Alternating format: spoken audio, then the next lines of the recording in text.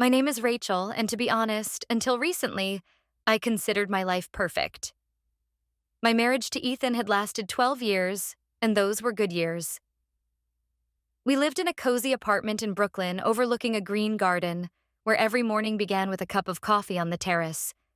It became our little tradition, discussing plans for the day or simply sitting in silence, enjoying the moment. On Fridays, we always took a walk around our neighborhood, and Sundays were spent in the kitchen, preparing dinner together. The whole world seemed harmonious. But to be honest, in the last few months, Ethan began to change. His work was consuming him more and more, and it inevitably affected our family happiness. At first, I didn't pay much attention to it. Well, work is work. He worked at a large consulting firm where deadlines and new projects were endless. I got used to him coming home late or getting engrossed in work even on weekends. But one day, sitting in silence on our terrace with a cup of cold coffee, I suddenly realized this loneliness had become part of my life. I started seeking company elsewhere. My friend Lily was always there, ready to support me at any moment. We often met for walks, discussing the little things in life. She once suggested going with me to yoga at a new fitness club. "Rachel, it's a great way to relieve tension," Lily said. "You won't believe how it helps clear your mind." At first, I hesitated, but eventually decided to try. At the club, I met an instructor named Jake. He was completely different from the people I had met before. His calmness and ability to listen amazed me. Every word he spoke showed attention to detail, and it was captivating. After the first class, I left the hall with a light heart, feeling that something important had begun to change inside me. Ethan was once again staying late at work. I was sitting in the living room on the phone with Lily. "He has been coming home late for a week now," I said, feeling my irritation growing. "He has no time for me or for us at all." Lily sighed into the phone. She had always been patient with me, but I knew she didn't particularly enjoy these kinds of conversations. "Rachel, maybe it's just another project. You know how it is there. Everything will get better." "I know, but before, he at least tried. And now, it's like I'm in the shadow of his work." Lily tried to change the subject. "How's yoga? Is Jake still giving you his breathing tips?" I smiled. Yoga had become my saving grace during these difficult days. "Yes, and it really works. He even suggested trying meditation." Lily laughed. "Well, you definitely need it. You'll calm down at least a little." "Hey, I'm not that nervous," I exclaimed, but couldn't hold back my laughter. In the evening, when Ethan returned home, the conversation was brief. "How's work?" I asked, trying to start a conversation, but my voice sounded neutral. "Everything's fine, just the deadlines are piling up again." He quickly kissed me on the cheek and headed to his computer. I watched him go, but said nothing. That moment when you realize that your usual attempts to connect are turning into a routine, he had become so distant, even though he was so close. I took out my phone and wrote to Lily. "Nothing again. I guess I just need to get used to it." The next day began as usual. Ethan left for work early, saying no more than, "See you in the evening." I watched him go, feeling that this cold distance had become our new normal. Deciding not to torment myself with thoughts, I headed to another yoga class. When I entered the studio, Jake was already there, as always friendly and focused. We struck up a casual conversation before the class began. "How are you?" he asked, spreading out the mats. "You look a bit tired." "Is that noticeable?" I gave a faint smile. "Just a lot on my mind." He looked at me more closely, as if trying to understand what was going on. "You come here to find balance," he said calmly. "Yoga isn't just physical exercise, it's also a way to clear your mind. Try not to think about your problems, at least for an hour." I sighed. "You're right, but that's easier said than done." Jake nodded, moving a little closer. "Just try to focus on your breathing. Let your body move and let your thoughts stay behind. The class went surprisingly smoothly, and by the end, I genuinely felt some relief. It was as if yoga was helping me drown out the voice of anxiety that so often echoed in my head. After the session, Jake didn't leave immediately as he usually did. He stayed, sat down beside me, and offered, "Would you like some tea? We have a small relaxation corner here. It might help you calm down a bit." I hesitated, but something inside me compelled me to agree. Why not?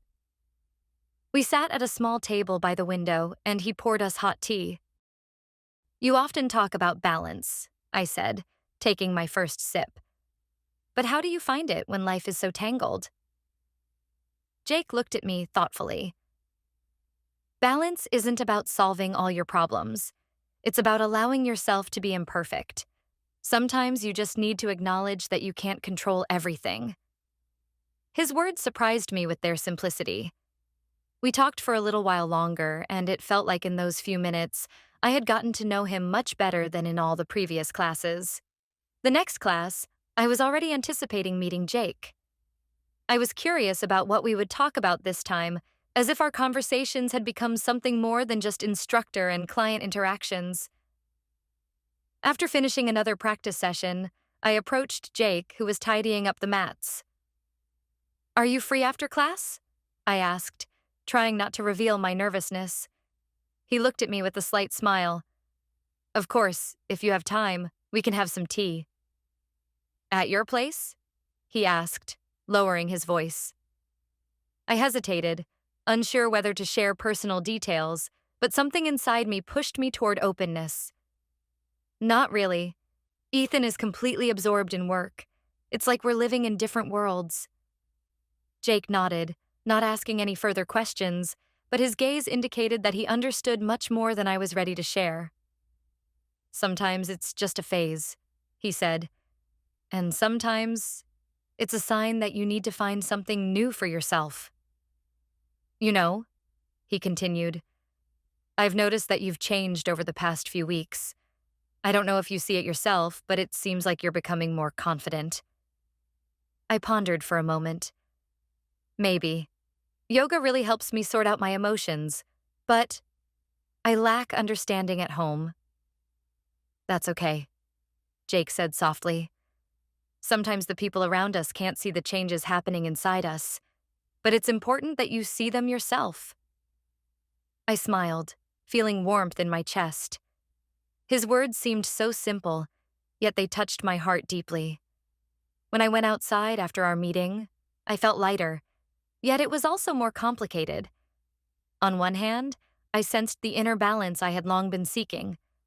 On the other hand, I couldn't shake the feeling that what was happening between Jake and me was gradually going beyond ordinary friendship. In the evening, when Ethan returned home, I tried to start a conversation. "You're still working a lot. We hardly see each other anymore." He sighed wearily, taking off his jacket. "Yes, Rachel, it's a busy period right now. It's really hard for me to find time." "I just feel like we're drifting apart," I began, but he interrupted. "We've been married for many years. It's normal to have moments like this sometimes. Everything will pass, as it always does." A few days later, when Ethan was late for work again, I was preparing for our anniversary. It was a small tradition. We celebrated it every year with dinner at our favorite restaurant. I set the table at home, cooked his favorite dish, hoping that today would be different. Hours passed, and Ethan still hadn't come. I called his number several times, but there was only silence in return. The entire dinner had gone cold, and I sat at the empty table, feeling resentment growing inside me. Later that evening, he finally showed up. Tired and irritated, he threw his bag onto a chair without even looking my way. "Ethan, do you remember it's our anniversary today?" I asked softly, trying to keep my voice steady. He paused for a moment, turned to me, and frowned. "Oh, sorry. I completely forgot. Today was a very tough day." "Forgot?" I couldn't hold back. We always celebrated this day. It's not just a date, Ethan. He wearily rubbed his face with his hand. Rachel, I'm tired.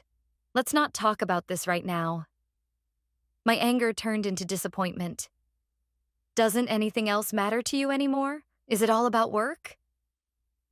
He sighed, and his eyes reflected a cold fatigue. I'm trying to provide for us, you understand? It's temporary. Temporary? My voice trembled with emotion. It's been going on for months. You don't even notice what's happening at home. I feel like a stranger in my own marriage. Ethan turned away, as if he didn't want to continue the conversation. I realized that any attempts to reach out to him would go unheard. The next day, I went to yoga class with a heavy heart. Jake immediately noticed that something was wrong with me. Are you okay? He asked, approaching me after the session. Not really, I sighed, feeling the need for someone to simply listen. Do you want to talk? His voice was soft but full of understanding. We sat at our usual table, and I told him about what had happened the night before. The words spilled out on their own, as if I had been holding them in for a long time. I just don't know what to do, Jake. He doesn't even hear me. He listened attentively without interrupting, and when I finished, he quietly said, Sometimes in relationships, there comes a moment when both people stop seeing each other, but that doesn't mean everything is lost. Maybe you need to try communicating differently, or find something that brings you closer again. I don't know what can bring us closer anymore, I admitted. We've gone too far. Jake pondered for a moment, then suggested, If you want, I can offer individual sessions. It might help you relax, delve deeper into your emotions, and find answers. Maybe that way you'll understand what to do next. His offer sounded tempting. I felt like I was lost within myself, and perhaps this could be a chance to find a way out. All right, let's try it, I said, feeling that this could be something more than just yoga. The first individual session with Jake turned out to be entirely different. We sat in silence before beginning, and the tension I felt inside gradually gave way to a strange sense of coziness. Jake sat across from me, calm, with the same gentle expression that had become a sort of safe haven for me amidst the storm of my thoughts. How are you feeling? He asked as soon as we started. I looked at him and pondered. To be honest, I hadn't asked myself that question in a long time. It's hard to say, I finally replied. It seems like nothing has changed, but inside everything is boiling. Ethan, I don't know how we can get back to what we had before. Jake slowly nodded. Sometimes trying to regain something old hinders us from moving forward. Maybe you should focus on what you need yourself? I've already tried, I sighed, but every time I feel like I'm getting more and more tangled. Jake laughed softly, and that sound seemed to break the wall of tension between us. Getting tangled is normal, Rachel. It's part of the process. You're seeking balance, and it's never easy. But you're already taking steps in that direction, even if you don't realize it.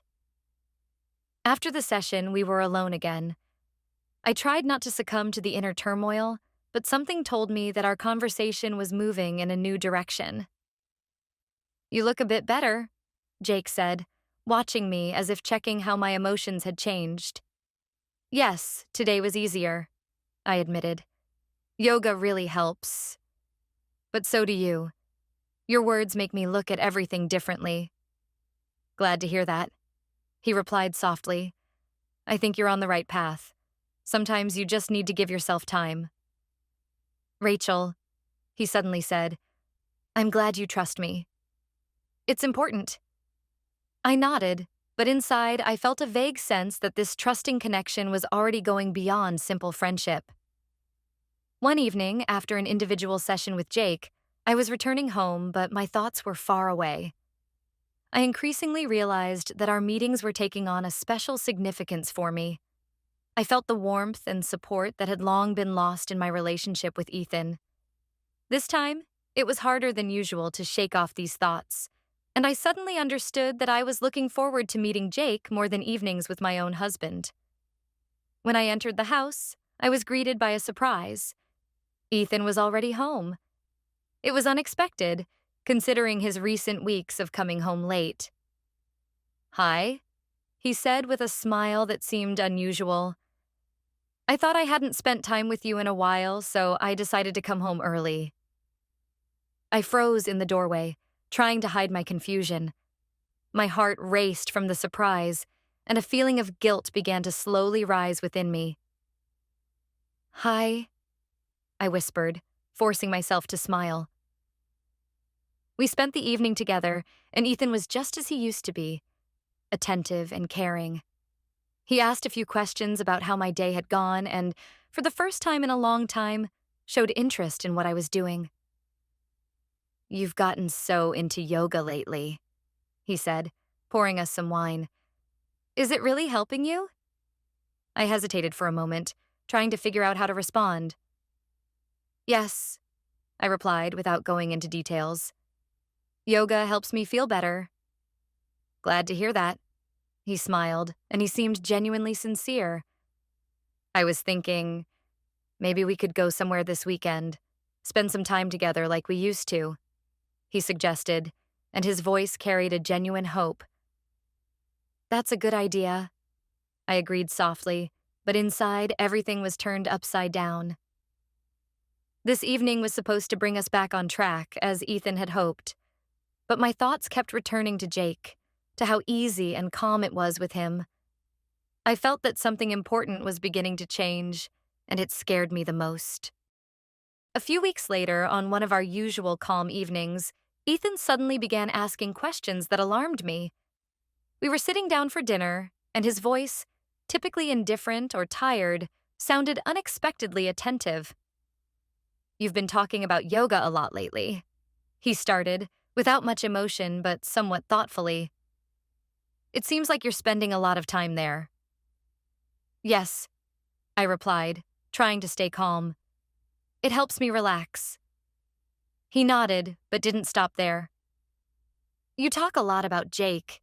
He's a good instructor, isn't he?" I felt everything tense up inside and tried to hide my unease. "Yes, he's good. He's just a professional, knows his stuff," I said, attempting not to show any emotions. But Ethan continued. "And how often do you see each other outside of classes?" he asked, slightly raising an eyebrow. This question caught me off guard. My heart raced, and I realized that Ethan was beginning to suspect something. "Well, sometimes we stay after classes just to discuss the exercises. Nothing more," I replied, avoiding his gaze. "I accidentally found your diary on the table. I read a couple of pages. You wrote about how you feel something for him." My blood ran cold. In that moment, it felt like the entire world had collapsed around me. The diary? I never thought he would ever see it. All my hidden thoughts, doubts, and worries, now they were exposed. You read it?" I whispered, feeling panic rise in my chest. He slowly nodded. "Yes, and I can't understand what's happening between us. You wrote that you feel lonely, that Jake understands you better than I do. Is that true?" I didn't know how to respond. Inside me, a storm of emotions raged: guilt, fear, resentment. I didn't mean for it to turn out this way," I tried to explain, feeling my voice tremble. "I was just writing to sort out my feelings. It's not what you think." "And what do you think I think?" Ethan asked, his voice teetering between hurt and despair. "That you've fallen in love with someone else? That I've lost you?" I remained silent, not knowing how to answer him. All I could do was sit and look at him, feeling that our relationship might never return to what it once was. "Rachel," he continued, his voice softening but no less troubling, "if that's the case, tell me honestly. We both deserve the truth." Tears welled up in my eyes, and I realized that the truth was too complicated. Jake wasn't the cause of our problems, but he had become the catalyst that helped me see just how deep the rifts between Ethan and me had become. The next day, I went to meet Jake with a heavy heart. Thoughts about the conversation with Ethan wouldn't let me rest, and although I tried to convince myself that everything was under control, that my feelings were just a temporary confusion, deep down, I knew a serious conversation was ahead. When I entered the studio, Jake immediately noticed that something was wrong with me. "You look tense," he said, leaning towards me. "Are you okay?" I sighed, dropping my shoulders. It was useless to hide. "No, not everything. I think we need to talk," I said softly, feeling my throat dry up. He frowned, his gaze becoming more attentive.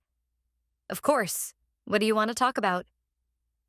We sat on the mats, and I took a deep breath, trying to gather my thoughts. "Ethan found out. He read my diary.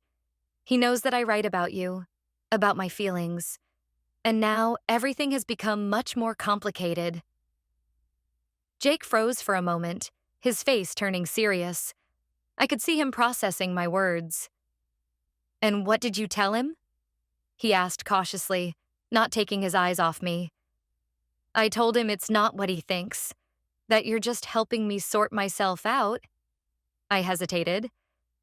"But I'm not sure I'm telling the truth, because I feel something for you, Jake, and it's more than just friendship." My words hung in the air, and at that moment, I realized that everything was changing.